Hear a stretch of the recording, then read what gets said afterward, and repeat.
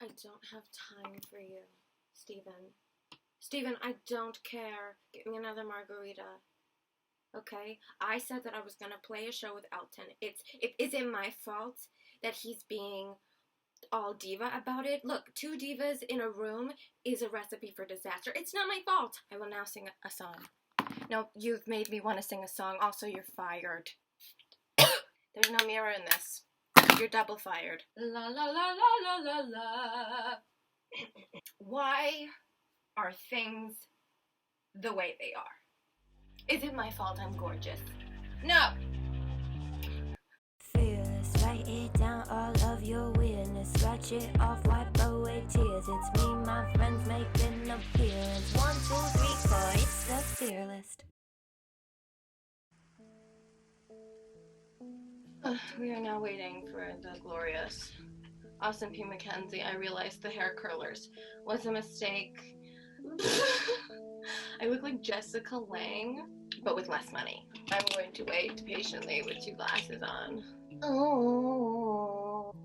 It'll be funny if you just joined when I did that. Tits, tits, tits. Where the fuck is Austin Mckenzie? He's 5 minutes late. Oh, you can hear me? Okay, 1 second. 1 second. I'm a diva. Hold on 1 second. I run the show. Can you hear me fine now? Is it the same? Is it better? It's the same, but I thought you were just going to test out the microphone. No, the microphone. No. Oh, no, your headphones. The headphones have a microphone on it. Yeah, I just tested that. I just did. You did? Yeah, just now. Wait.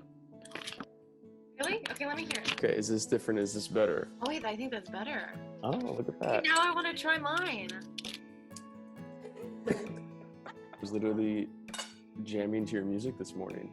We're jamming to your music. Oh my god. We are the cutest.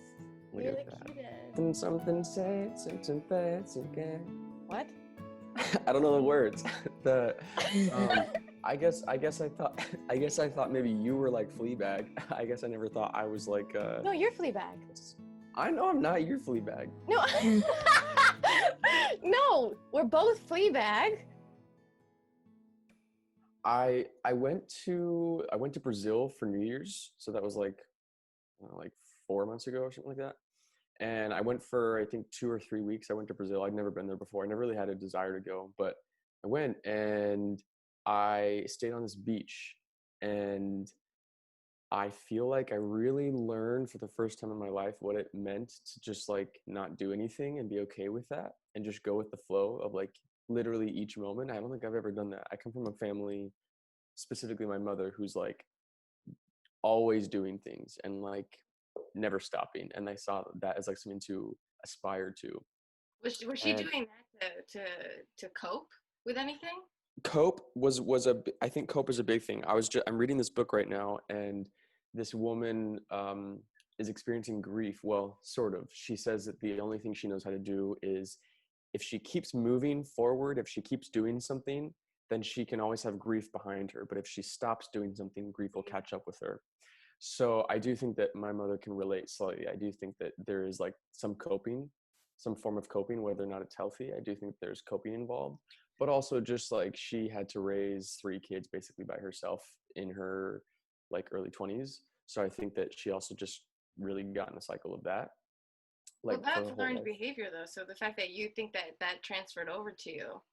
Yeah, because like that's she was like I was raised by a single mother basically. So like all of my traits are from her. I don't have like 50-50, from like whatever from a dad. And so like I really learned on this trip to Brazil for the first time how to really just not do that and to just truly live in the moment, Yeah. and it was really simple, but I was like really changed from it. So what I've been doing lately is a lot of trying to like remember what that's like, because you go on these vacations, you do these like things like that feel healing. They're great for like a month or two, and then you start to like fall back into the pattern, of like American life.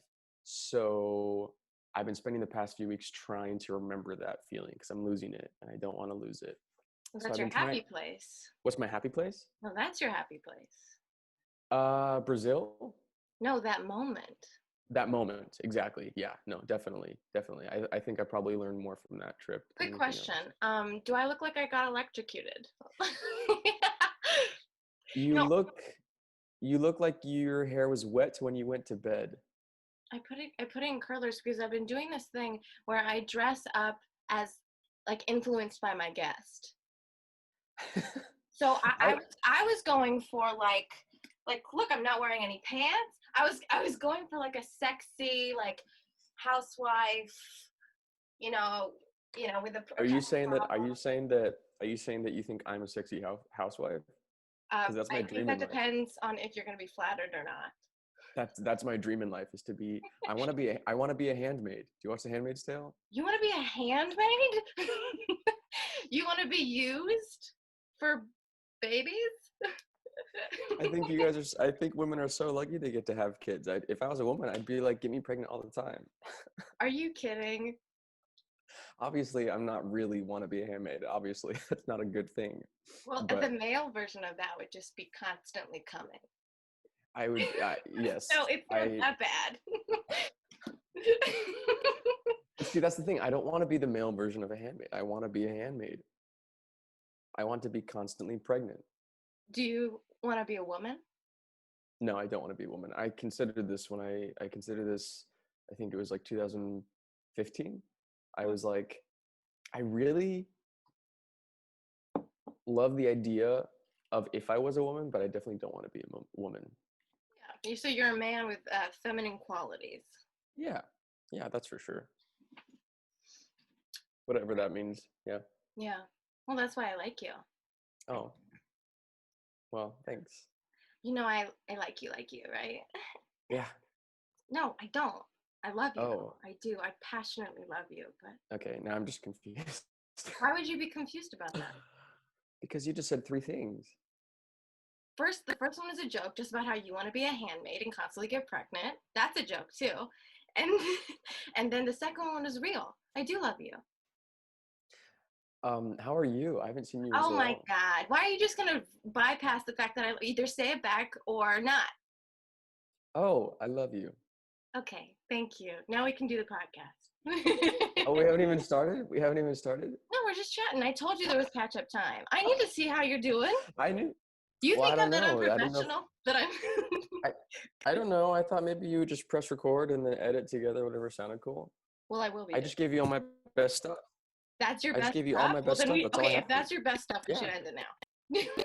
I had that whole Brazil speech. I planned it. I memorized it, and I that's all I honestly have for you. wouldn't be So sorry. surprised if you looked in that mirror behind you and rehearsed what you were gonna say. No, absolutely not. No. But- The only thing I've been thinking about is just the question of what I would do if I wasn't afraid. Well, that's good because that's a thesis question. Yeah.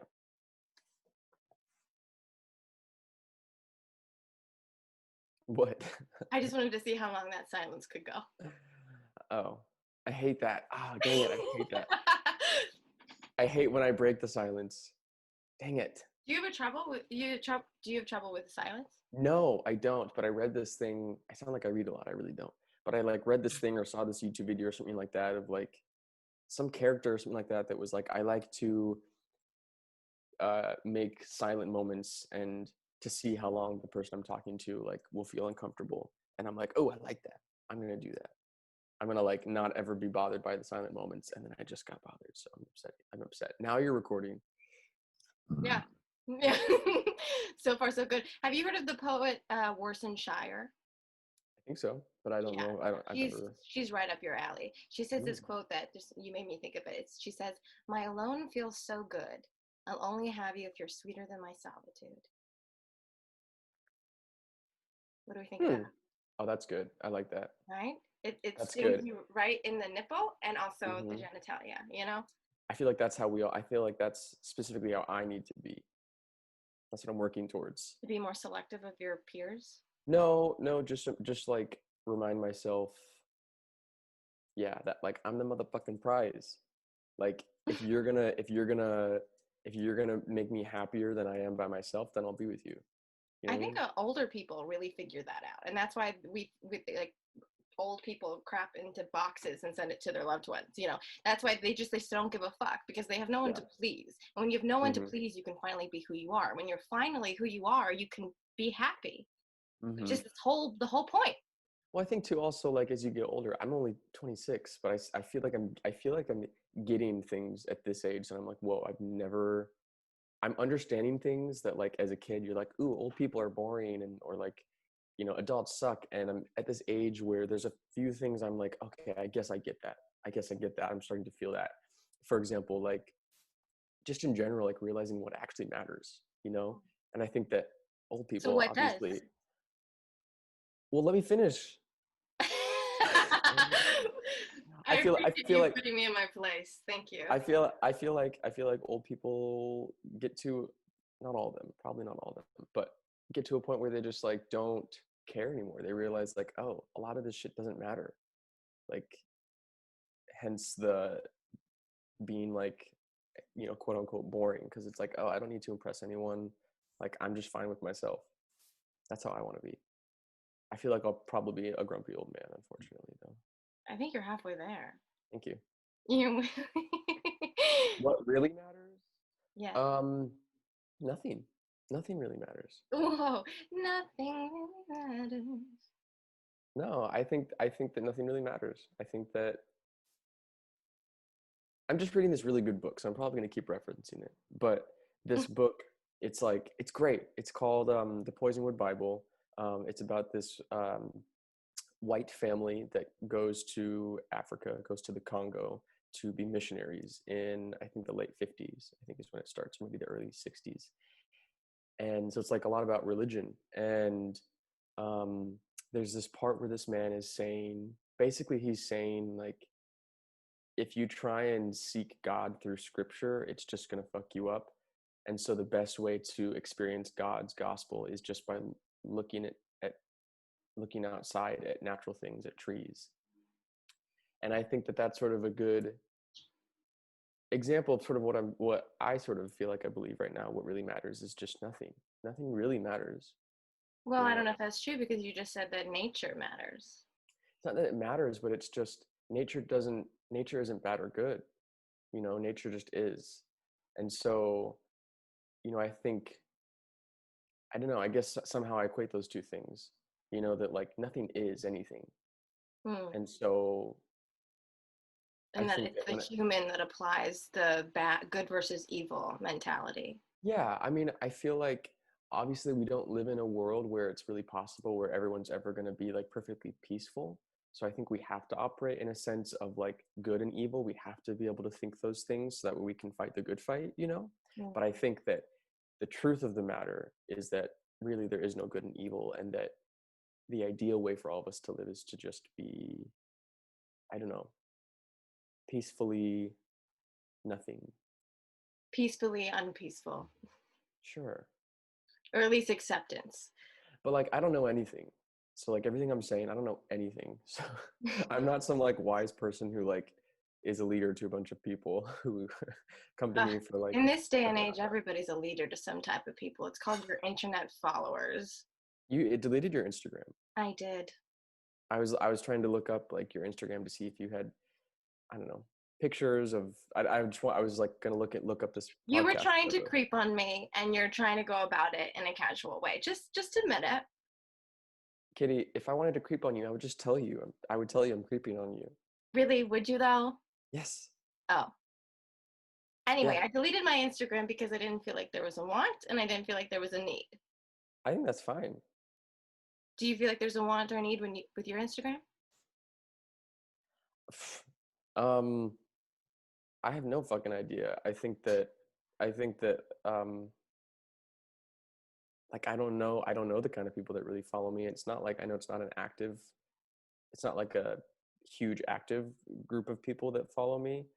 I don't think that it really matters. If I were to delete my Instagram, I don't think that anyone, like, would really, no one's, like, looking to me to, like, oh no, why didn't he, you know, post about this? I don't understand social media. I don't know how to do it. I don't know how to do it in a way that reflects me. I don't get it. I hate it. Yeah. Because there's so much identity wrapped up into Instagram. Everyone's got to have theme. Everyone's got to be important. Yeah. But that's just not what is. Exactly Yeah. like you were saying, going back to it's just not what is there. I don't Do you believe in a hierarchy of things? What do you mean? Like God? No, well that's an entirely different subject. I mean like that anybody is any more important than the other person. No, no. I think we live in a world where, again, you have to sort of like acknowledge that, but like truthfully, no, there's no hierarchy. No, not Mm. at all. No, I think that stuff is ridiculous. Um, I think there's just people that resonate with a lot of people, and people want to hear from them. You know, like there's people that I resonate with that I really like to look to. You know, because I think they have a great way of saying things, or I like the content that they have, not like Instagram posts, but like literally whatever they do, like whether it's making music or whatever. Such as? Um, it's a great question. My roommate's about to walk past. Hello, roommate. How are you? She can't hear you. Oh, damn it. Who do I like? Who do I like? Well, I mean, my favorite artist is Lana Del Rey. I don't really care what she has to say, like through Instagram or social media, but her music, I care what she has to say. Um, who else? There's a few authors I like. I don't know. I don't know. You're stumped on this question. I guess so. Yeah. I guess because I say that, but I guess I don't have a whole lot of people that I like really. I'm fans of things, of people. Yeah. No one that I really look up to, I don't think. So, no one in your personal life that you would consider a mentor or someone that you look up to? Mm, I feel like a lot of my mentors have ended up letting me down. They're people. That's kind of what they do. Yeah, it's true. That's true. I guess you just grow up thinking that like when you grow up looking at someone as a mentor and then they let you down, it's like unexpected, even though it's like, yeah, they're people. It feels But more like betrayal than disappointment. yeah, exactly. Yeah. Because you're Well, young and you don't really get that like adults actually make mistakes and it's okay and everyone sucks, you know? now that you're an adult, you Hardly. realize that, Yeah. oh, my parents, as faulty as my childhood may have been, as much as they may have fucked me up, at the end of the day, they still die and they still poop. Speaking of which, Maybe in that order. and obviously you don't have to, you can edit this out if you want, but Sure. I really like the ways in which you wrote about your mother and your music. I think it was really good. In which song? I think there are two songs. I think I can't remember if you mentioned her in Road Eyes. I think that's what that one's called. I imagine. I can't remember if you mentioned her in that one. It might be that one. There's like one or two songs. Um, is she in Road Eyes? Probably, but I think that was she's always in something. She's in the new album too. That's what I mean, is that I feel like there were songs where you, whether it was like actually it was like a made up story for the song or not, you wrote about her and it was just like a really pleasant way. Oh, thank you. Well, I think That's very anybody good. that goes through trauma or a significant pain, even divorce or having a father that's not present, that will always carry with you. And it's just about how you react to it, of course. But especially with art, which brings me to one of the questions that I actually have for you.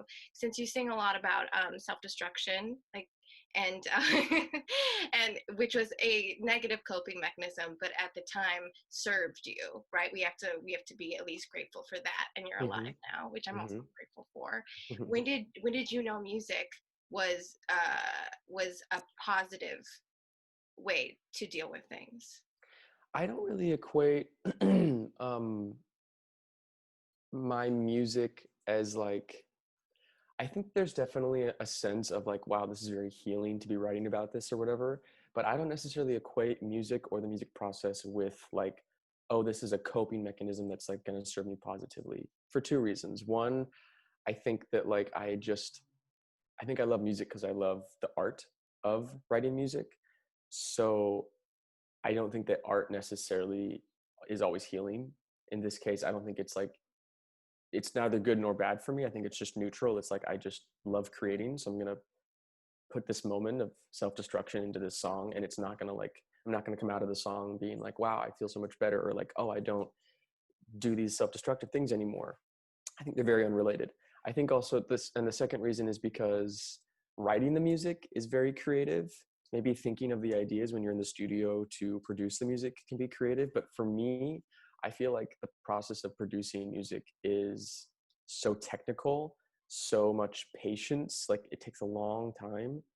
I think that like rarely do I feel like lethargic, I think is the word, after I make a song, like after it's fully produced. It just more feels like, cool, we did it. Like it feels sort of like mechanical, I guess. Right. So you're coming at art from the perspective of the left brain, not the right, in a way. No, Well, the you're making analyzing the rather than looking at it emotionally. yes, yeah. I look at, for instance, when I write a song, I really, when people are like, why do you write music, or what is it like to write music? Not that it happens a lot. Not that that happens a lot, but when they do ask me that, I always equate it to math. I love math. My mom loves math. When I'm writing a song, to me, it feels very mathematical. It feels like, okay, here's the answer I want to get. You know, this is like what the song's about, the answer. And then it's just like putting all the variables into the equation to get the right answer. It feels very mathematical to me. It there have been a few times where like as I'm writing, I'm like, whoa, this is crazy. I feel very emotional. But 90% of the time, it just feels mathematical What's to a me. song that did that for you, that emotional reaction? I wrote this song. I don't think I'll ever release it. It's Why don't called you that. think you'll ever release it? Because It it's has, emotional? so I wrote this album a few years ago that was basically about like all of my trauma, like very clearly. It wasn't like wrapped up in any like double entendres. It was very like obvious what it was. And I was gonna release it, but then I thought I released my first album, and I'm like, I can't imagine the feeling of like putting this vulnerability out to people. I don't think that would feel good. I think I would feel, I don't know, just really exposed, I guess. You were And second guessing the outcome before you even experienced the outcome.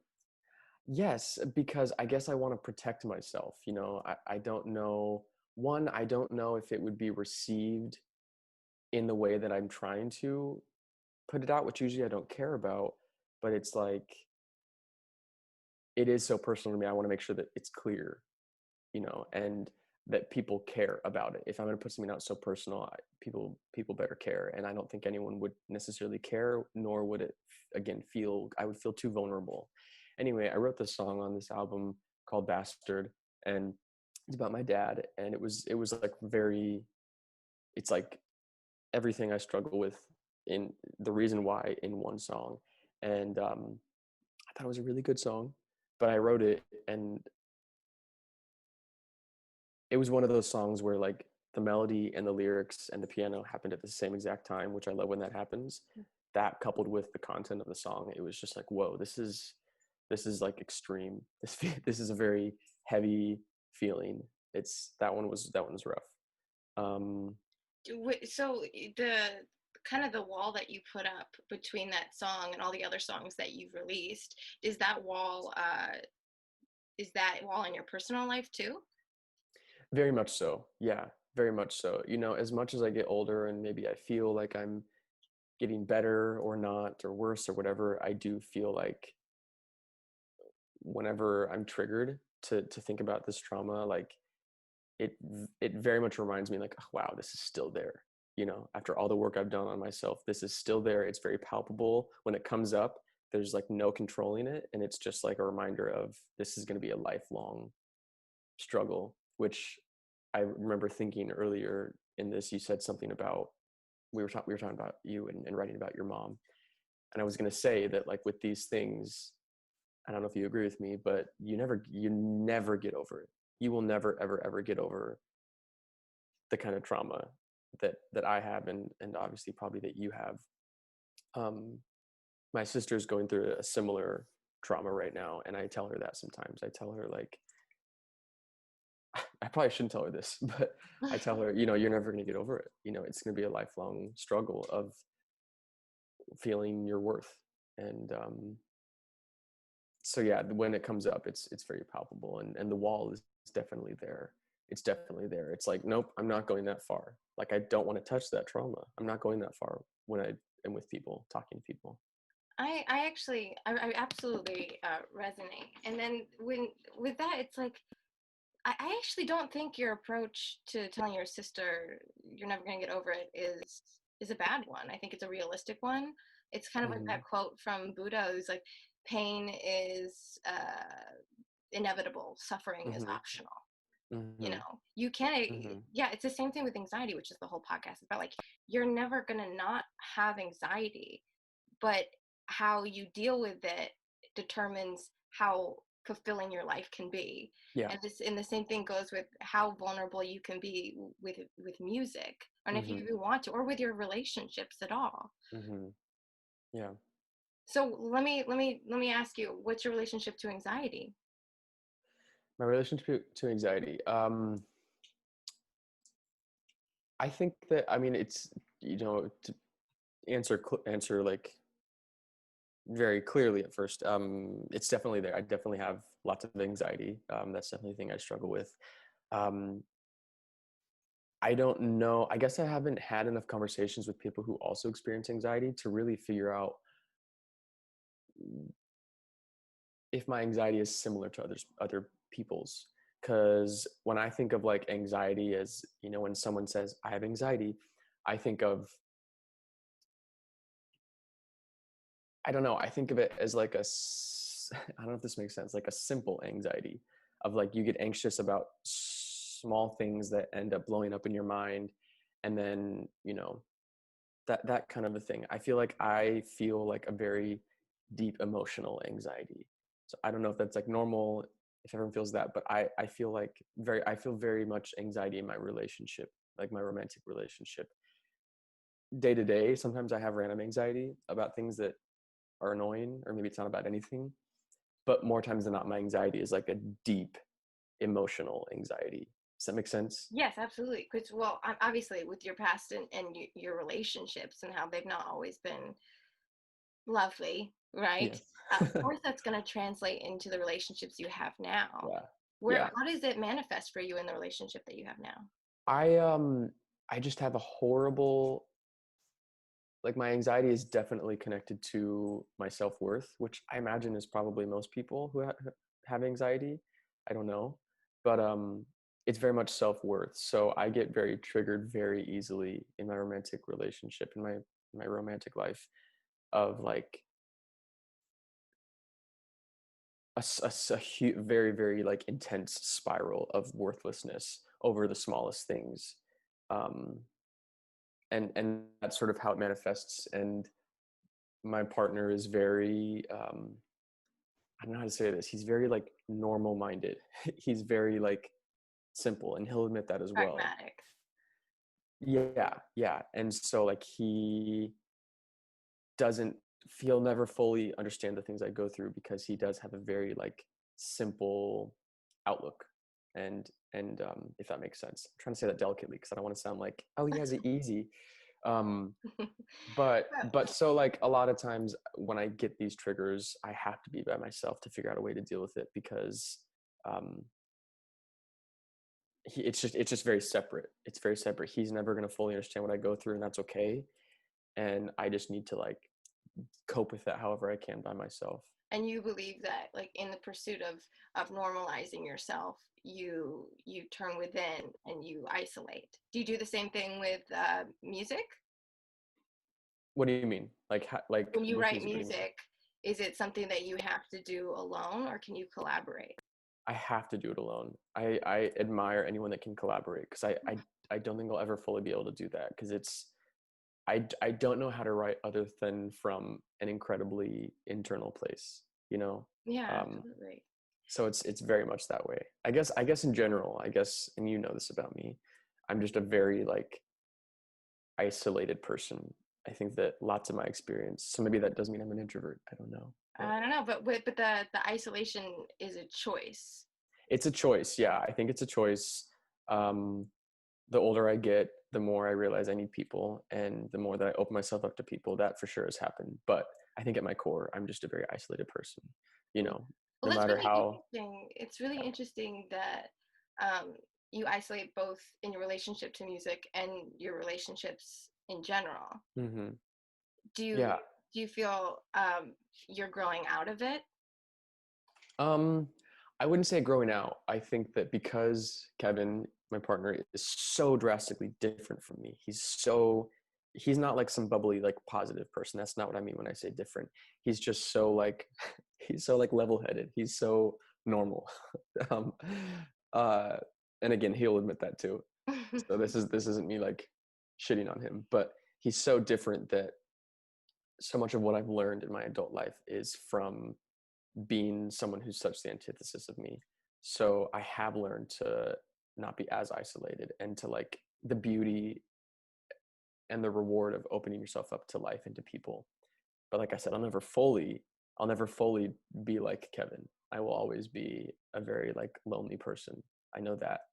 I But remember when we were on your bed and we were talking about loneliness, yeah, and it seemed to be a dominant role in your life, not necessarily role, but theme.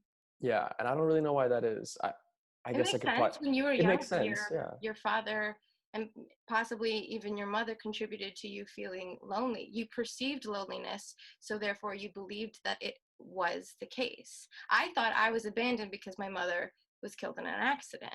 Mm-hmm. That's how I perceived it. That's how the Mm-hmm. child Yeah. inside us perceives it. It's so annoying how our child selves perceives things, because it ends up like permanently tattooing your spirit for the rest of your life. I think it's just a question of if you're gonna be proud of that tattoo. Yeah, I think so too.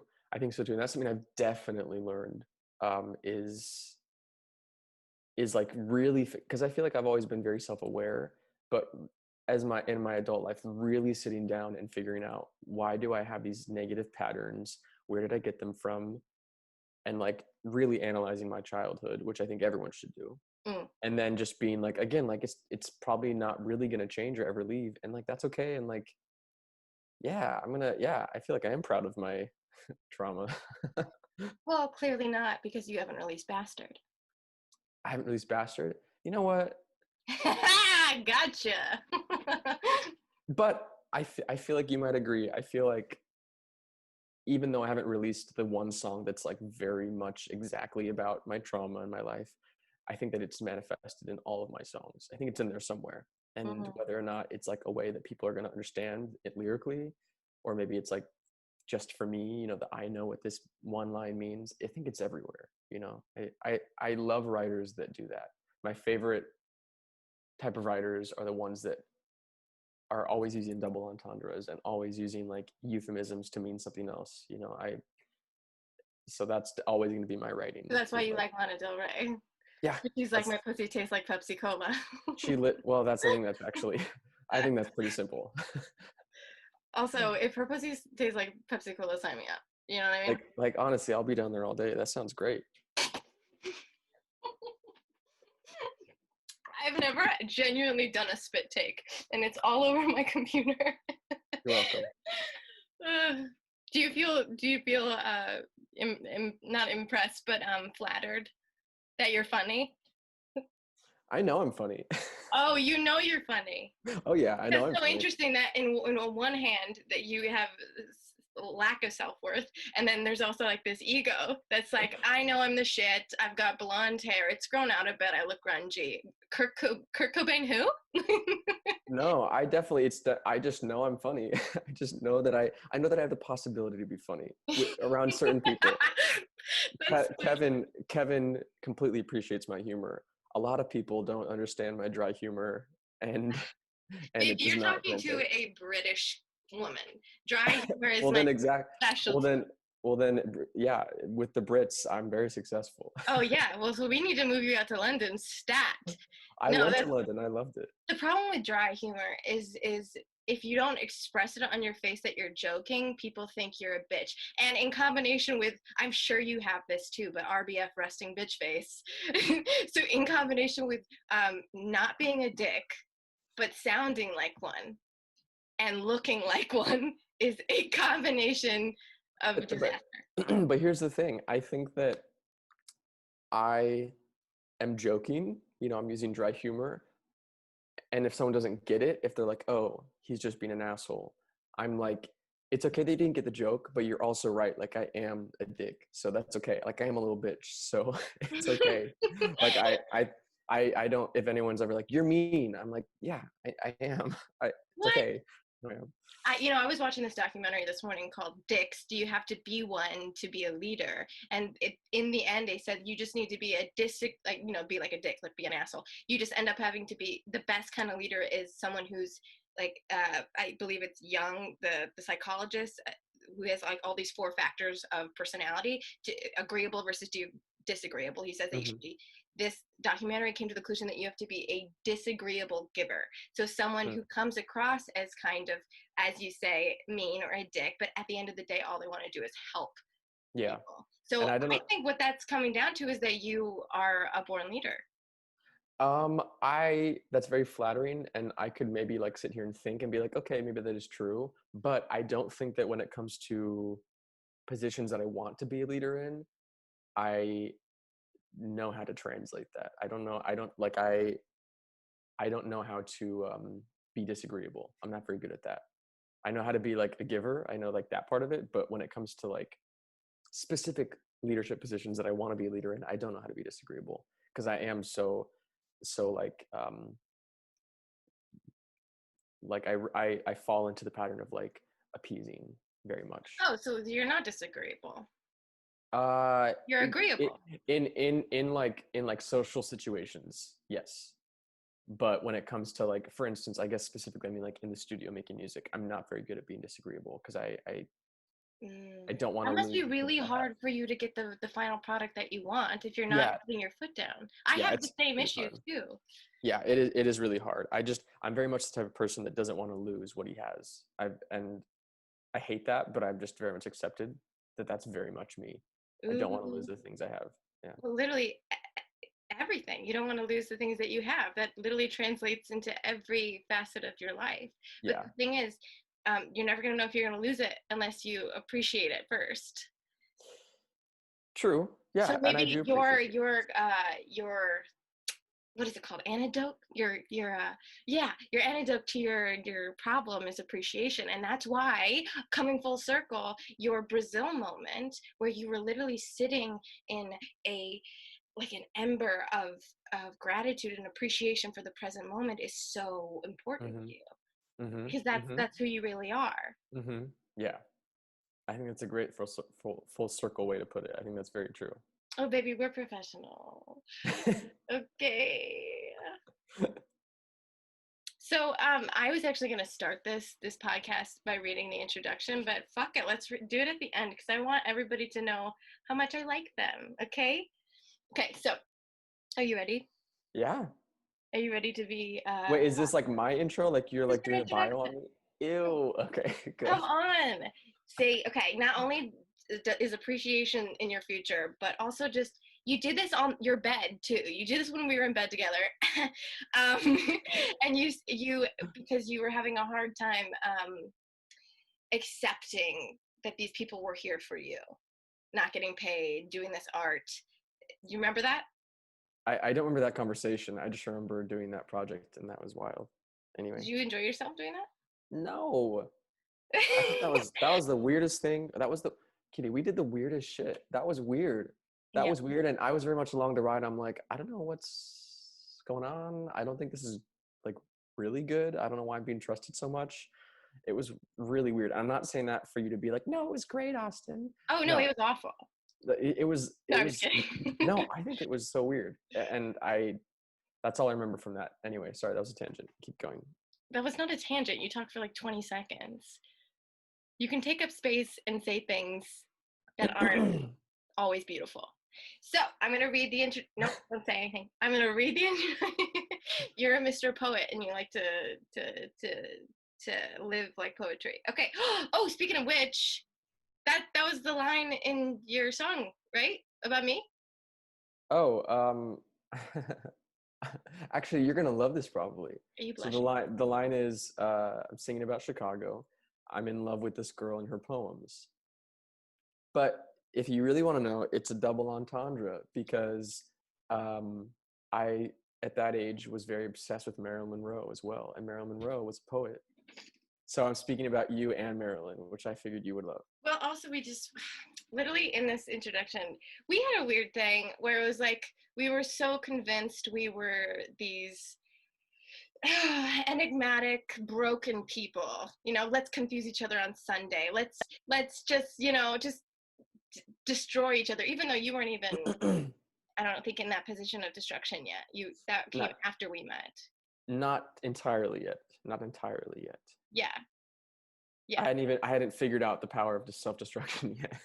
And it is powerful. I'm going to read the introduction. Okay. Today's guest is none other than Austin P. Mckenzie. The P stands for Please Don't Look at Me. When you were talking about how you didn't like people, which also not true. I literally thought of that. Austin is a singer-songwriter based in LA. Why didn't you want to be called an actor, by the way? Because my day-to-day, I'm not an actor. You know what I mean? You act sometimes. I act when I get the job. Well, so you don't have the actor identity isn't something that you're wrapped up in. It just feels different because I can't be like, I'm an actor, so I'm gonna go make a movie. I can't do that. But I can be like, I'm a singer, I'm gonna make an album. I can do that literally every day. There's autonomy. That's exactly why. Oh my God, hitting the nose on the nipple. That's not a phrase.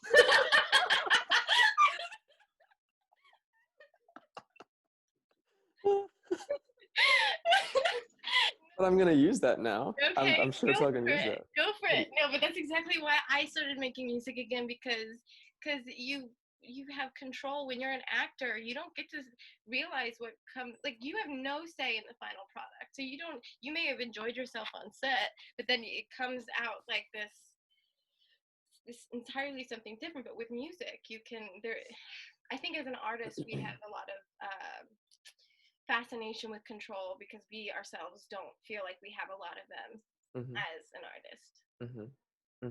Yeah, and I think that's why making music it can be so great, especially in this day and age where if you get the money, you can literally make music. You know what I mean? You can do the thing you want to do, and I think that's why a lot of artists love music, because they have control. Unless they're like with some label, obviously, that's controlling everything. But yeah, like the Kesha situation where she had to. Okay, let me finish the introduction because that's a whole other story.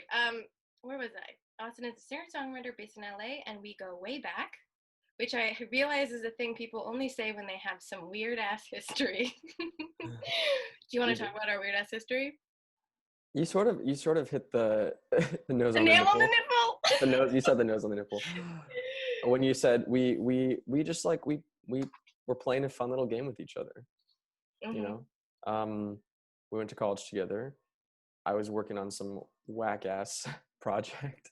It wasn't that whack ass. She auditioned for it. She sang. Who's she? She. This woman. You mean Kitty? Yes, Kitty. She came in and auditioned. Right here, Austin. She auditioned for it. She sang "I Always Kill the Things I Love." Oh yeah, I got that from a video game. Yeah, that's a great song. I have that song now. I love that song. I kill, which is, I bet you really related with that. I love that song. Yeah. Oh yeah. Yeah. Anyway, so and I was like, "Ooh, who's this girl?" And then I was like, "Oh, she's like, no one I've ever met before, and I definitely like should back away because I'm like this weird like hermit crab spider, recluse spider who like is just gonna get eaten up by her, and like I can't compete with her level of energy." And then I can't remember exactly how it happened, but she somehow was like, "Oh," when I say she, I mean you. Yeah, she I was like, Austin. God. She was like, "Oh, I want to have a relationship with this guy." And then I was like, "Oh, she wants to have a relationship with me. Cool. Well, I'm gonna play this game too." And then we just played a very long game for months, and the fire. It was passionate. I didn't describe it well at all just now. Everything I just said was total garbage, but that's how I would describe it. I just remember, yeah, I mean, you're a totally different person than you are then, and so am I. Yeah, no, I just remember that the closest thing we ever got to consummating our love was me rubbing your leg. No, we made out. What are you talking about? We did not make out. Okay, maybe it wasn't like a full Be makeout. quiet. We can't give them everything. Okay, all right. Awesome P. Mckenzie, before you go, I have a thesis question for you. Are you ready? Yeah, I'm ready. Okay. If you could truly live fearlessly, what would you do? It's actually great, all the stuff we talked about, because it very much is in line with, I think, what my answer is. I think if I lived fearlessly, I'd be a leader. I thought about this question a lot the past like week or two since you asked me, and I think that's the main thing that I was sort of coming down to is I think I'd be a leader. But What I'm kind not. of leader? I think I would be the type of leader that you believe in, even if they're wrong about something, or if it, like I don't know. I'm thinking of I don't. This is I don't know.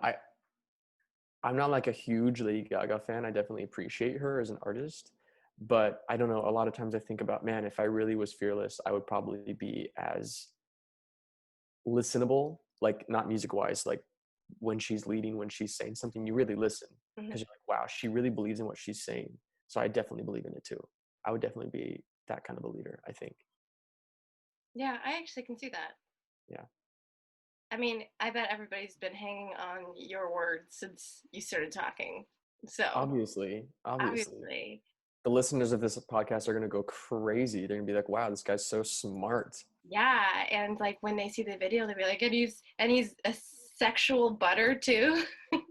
I thought you meant no. I think in the text you said sexual batter, which I like. No, I even said better. sexual butter.